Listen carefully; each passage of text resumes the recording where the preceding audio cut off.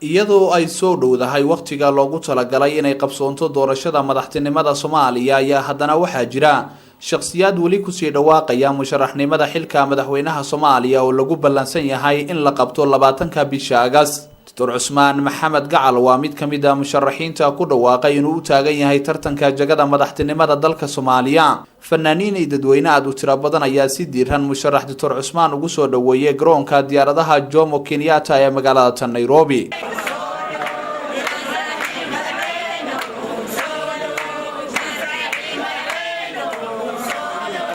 Dr. Cusmaan ayaa waxa uu kamid yahay qurba joogta qaaradda Yurub gaar ahaan wadanka Talyaaniga isagoona waqti dheer kadib ay u rumowayso hamigiisa ku aadan inuu u tartamo madaxtinimada dalka Soomaaliya sida uu sheegay.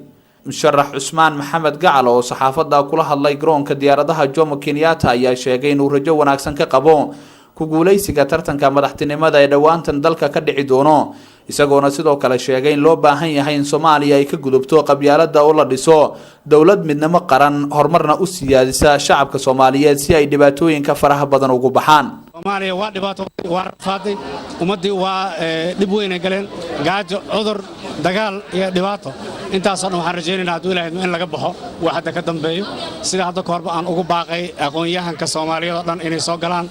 Soomaaliya waa inay ka gudubtaa systemka qabiiliga ah. Soomaaliya waa inay u gudubtaa Soomaali iyada ismaamuli karto oo iyada istaageerayso oo waxna isu qabanayso dalkeedana dhisan lahayd.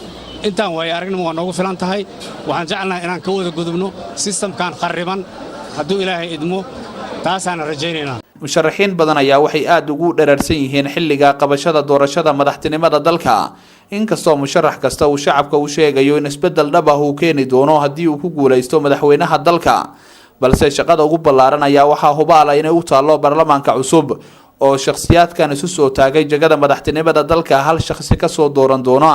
Maxamed Cusmaan Xabiib Royal TV Nairobi.